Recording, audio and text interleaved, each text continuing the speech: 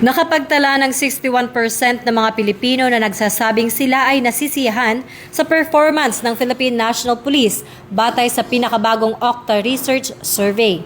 Lumabas sa survey na karamihan sa mga respondent ang nagbigay ng positibong pananaw sa ginagawa ng PNP, lalo na sa pagpapanatili ng kaayusan at seguridad sa bansa.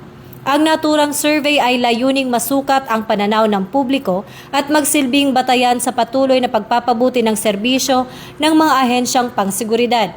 Sa kabuuan, mananatiling nakatuon ang Philippine National Police sa makatao at maagap na pagpapatupad ng batas habang patuloy na pinaigting ang kampanya laban sa kriminalidad at patuloy ang pagpapalakas ng ugnayan sa mga komunidad sa ilalim ng PNP-focused agenda. Sa huli, taus-pusong nagpapasalamat ang PNP sa Okta Survey at sa iba't ibang ahensya ng pamahalaan at sa patuloy na suporta nito ng publiko na tinitiyak na magpapatuloy ang tapat at masigasig nitong paglilingkod para sa kapakanan, kaligtasan at kapayapaan ng bawat mamamayan. Ako po si Patrolwoman Sari Bernales, nagbabalita para sa Police News Network. At ito ang bagong PNP para sa bagong Pilipinas, serbisyong mabilis, tapat at nararamdaman.